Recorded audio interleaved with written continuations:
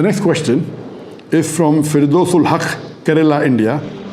Can a Muslim become an IAS officer or an IPS officer in a democratic country like India? First question was from a Muslima, a Muslim sister. This question is from a Muslim male. A similar question asked by Shahil Ahmed from Kolkata, India.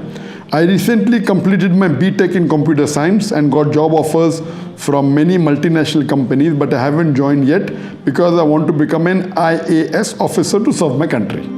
But there are a few things that are discouraging me from becoming one. Number one, the current political situation which increases hatred against Muslims.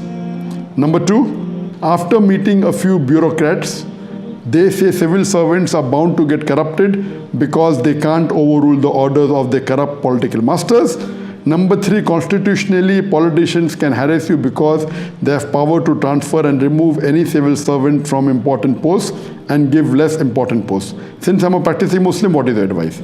Both these questions are related. The first question posed by the Muslim brother, that can he become an IAS officer or an IPS officer in a democratic country like India? And the answer is depending upon whether can you follow the deen after becoming an IAS officer or IPS officer. If you can, it is permissible. If you cannot, it's not permissible. It will depend upon each individual. And the question posed by the second brother, that he wants to become an IAS officer, but there are few queries, and all these three queries are very important and need to be addressed separately.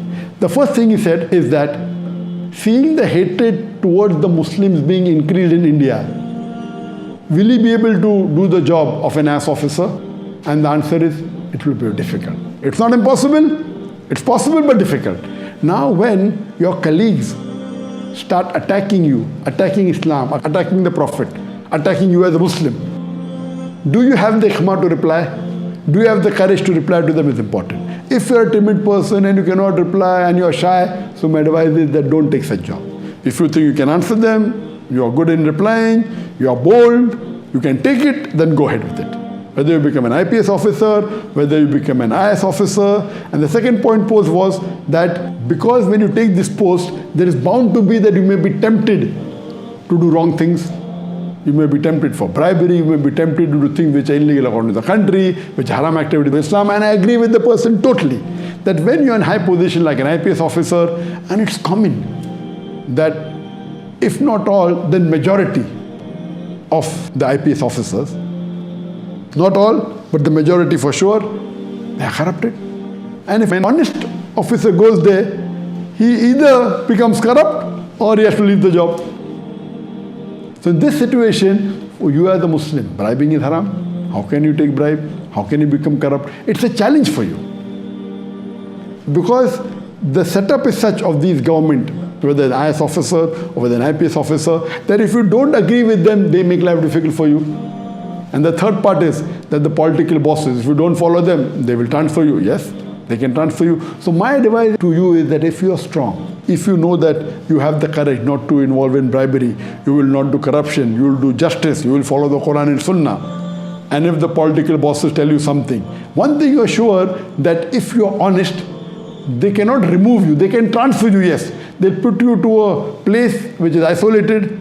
But when they transfer you, if there is no evidence of yours which is against the law, what they will do? They cannot demote you.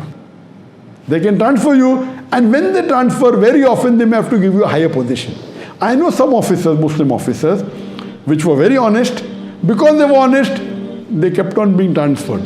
And because they were transferred, they kept on getting a raise very fast. So at a young age, they reach the top position very fast. Alhamdulillah, so it's a blessing in disguise. So if you are such a person who's a Muslim, who's strong, who can face the criticism of the non-Muslim, who can face the attack of the non-Muslims against Islam, and who's going to be honest, who will accept the challenge and say that I will not involve in bribery, I will not do corruption, I will give justice, even if it goes against myself, I will protect the Muslims, then go ahead with the job.